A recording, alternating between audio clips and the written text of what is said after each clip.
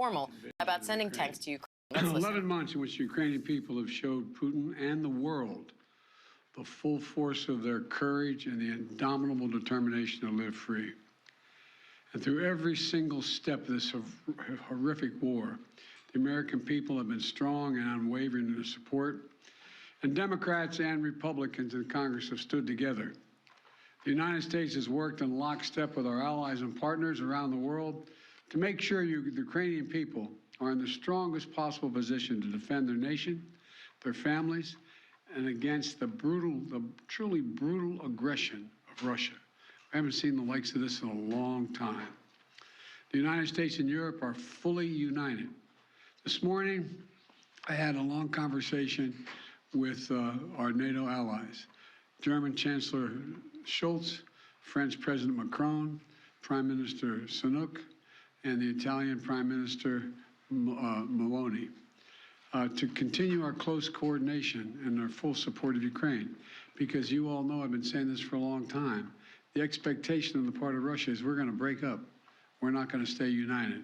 But we are fully, thoroughly, totally united.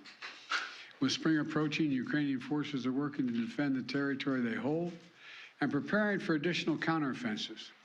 To liberate their land, they need to be able to counter Russia's evolving tactics and strategy on the battlefield in the very near term. They need to improve their ability to maneuver in open terrain, and they need an enduring capability to deter and defend against Russian aggression over the long term. The Secretary of State and the Secretary of the military behind me they've been deeply involved in this whole effort.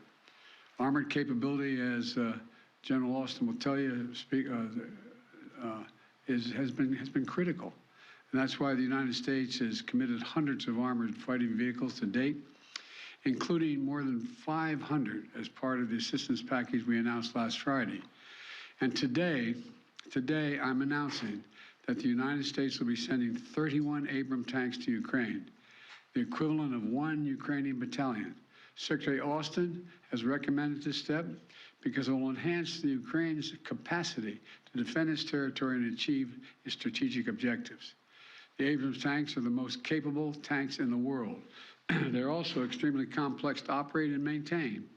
So we're also giving Ukraine the parts and equipment necessary to effectively sustain these tanks on the battlefield.